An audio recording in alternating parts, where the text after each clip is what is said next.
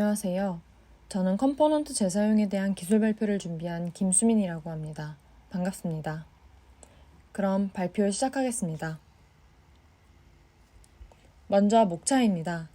간단하게 제 소개를 먼저 드릴 예정이고, 이어서 컴포넌트 재사용이라는 기술 발표 주제를 정한 이유를 말씀드린 뒤에 마지막으로 주제에 대한 내용을 발표하는 순서로 진행하겠습니다.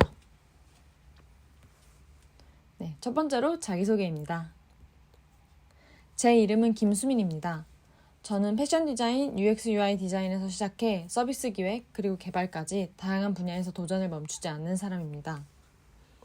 또한 현존하는 문제를 발견하고 이를 해결하기 위한 무언가를 만들어내는 일에 몰두하는 사람이기도 합니다. 앞으로 제 다양한 경험과 생각을 바탕으로 작업물과 동료를 위해 충분히 고민하는 개발자가 되고 싶습니다. 그 다음은 발표 주제를 소개하겠습니다. 저는 큰 그림을 그리는 방법, 즉 컴포넌트의 재사용성을 마련하는 방법에 대해 이야기할 예정입니다. 그렇다면 컴포넌트를 재사용하는 것이 왜 중요할까요? 첫째로는 서비스 전반에 통일감을 마련할 수 있기 때문입니다. 같은 역할을 하는 컴포넌트의 생김새와 사용법이 제각각이라면 유저는 혼란을 느낄 수밖에 없습니다. 재사용 컴포넌트를 적극 활용하여 서비스 전반의 통일감을 마련한다면 일관된 서비스 경험뿐만 아니라 유저가 느끼는 혼란스러움 역시 줄일 수 있을 것입니다. 더 중요한 것은 효율성과 생산성이 높아진다는 것입니다. 멀리까지 내다본 기획과 그로 인해 컴포넌트를 재사용할 수 있게 된다면 반복되는 코드와 반복 작업을 줄이고 같은 일을 더 적은 시간에 처리할 수 있게 됩니다. 초기 기획에는 시간이 좀 더 걸리더라도 결과적으로는 전체적인 작업 공수를 줄이고 효율을 높일 수 있게 될 것입니다.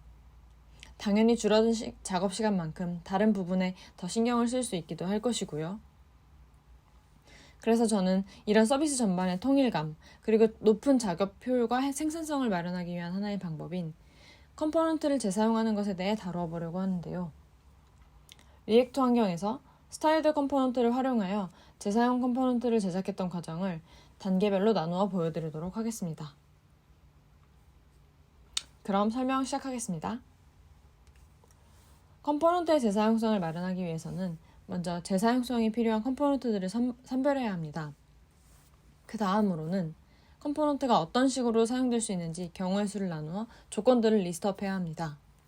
이때 컴포넌트의 생김새인 뷰와 컴포넌트가 수행할 역할인 로직을 나누어 생각하면 좋습니다.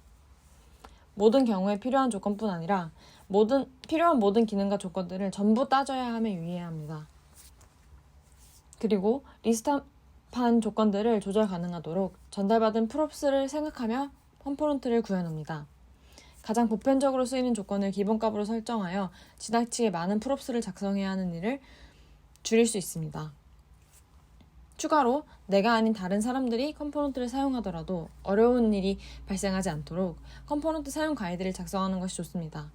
조절 가능한 조건이 많을수록 전달해야 할 프롭스가 많을수록 사용 가이드가 많은 도움이 되어주었기 때문입니다. 그럼 이어서 이렇게 재사용 가능한 컴포넌트들을 만들어서 사용했던 사례를 살펴보도록 하겠습니다. 먼저 로딩 컴포넌트입니다. 기본적으로는 부모 컴포넌트를 꽉 채우는 사이즈에 검은 반투명 배경이 깔리도록 만들어진 컴포넌트인데요. 여기에 우측 활용 가이드에 적힌 것처럼 is full screen props와 is transparent props를 전달하도록 컴포넌트화를 하였습니다. is full screen props를 전달함으로써 부모 컴포넌트가 아닌 뷰포트 전체를 차지하는 사이즈로 변경할 수 있고, 또 is transparent props를 전달함으로써 배경을 투명하게 없앨 수 있습니다.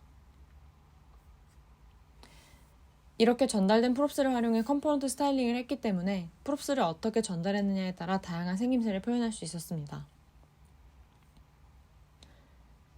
두 번째는 검색에 활용된 인풋 컴포넌트들입니다. 운동, 지역, 날짜, 시간, 인원, 총 5개의 인풋 컴포넌트들이 상위 컴포넌트인 홈 컴포넌트에 속해 있는 모습인데요. 검색 조건을 관리하는 로직은 상위 컴포넌트에 두고 생김새와 데이터 리스트 내용을 결정하는 로직은 인풋 컴포넌트 내부에 분리해 두었습니다. 그리고 상위 컴포넌트의 스테이트 훅으로 선언된 검색 조건 상태들을 변경하는 setState 함수를 각각의 인풋 컴포넌트에 전달함으로써 재사용 컴포넌트가 상위 컴포넌트의 상태를 변경할 수 있도록 해주었습니다. 마지막은 모임 카드 컴포넌트입니다. 각 모임의 정보를 나타내는 모임 카드 컴포넌트들이 마찬가지로 상위 컴포넌트인 홈 화면에 속해 있는 모습인데요. 서버로부터 모임 정보를 담은 배열을 받아오는 로직은 상위 컴포넌트에 두고 모임 카드 컴포넌트에는 렌더링한 모임 정보 객체를 내려주는 식으로 로직을 분리하였습니다. 또한 카드를 클릭할 경우 해당 모임에 대한 상세 모달이 표시되어야 하므로 모임 카드에 해당 모임에 대한 상세 모달을 표시하는 온클릭 이벤트를 주었습니다. 그렇다면 재사용 컴포넌트를 활용하는 과정에 문제는 없었을까요? 물론 있었습니다. 대표적으로 재사용 컴포넌트를 임포트해서 스타일드 컴포넌트 문법으로 스타일을 커스텀한 경우 커스텀 스타일 CSS가 적용되지 않는 문제가 있었습니다. 스타일드 컴포넌트는 스타일드 컴포넌트로 컴포넌트를 만들 때마다 내부적으로 식별자 아이디를 부여하고 이 아이디를 통해 컴포넌트를 셀렉트하고 스타일을 부여하기 때문에 이러한 스타일드 컴포넌트의 동작 원리상 재사용 컴포넌트 내부에 작성된 CSS가 커스텀 스타일 CSS보다 높은 우선순위를 갖게 되기 때문입니다. 따라서 재사용 컴포넌트에 클래스명을 부여하고 이 클래스명을 이용해 컴포넌트를 셀렉트하여 커스텀 스타일을 지정함으로써 커스텀 스타일 CSS가 재사용 컴포넌트 내부의 CSS와 같은 우선순위를 가지면서도 더 나중에 적용되도록 하는 방식으로 문제를 해결하였습니다. 그리고 좀 더 근본적인 부분에서 언제나 항상 최적의 컴포넌트를 기획할 수 없다는 현실적인 문제가 있었는데요. 작업을 하는 도중 컴포넌트를 수정해야 하거나 미처 고려하지 못한 조건들을 추가하는 경우가 있었기 때문입니다. 하지만 재사용 컴포넌트를 사용하면서 작업 효율이 개선되었고 코드가 지나치게 길어지는 것을 막을 수 있었으며 뷰와 컴포넌트 단위의 기능을 통신이나 상태 관리 등의 다른 기능들과 분리함으로써 코드 가독성을 높일 수도 있었기 때문에 상황에 따라 적절히 활용하면 좋은 결과를 볼 수 있으리라 생각합니다. 그럼 이상으로 발표를 마무리하도록 하겠습니다. 감사합니다.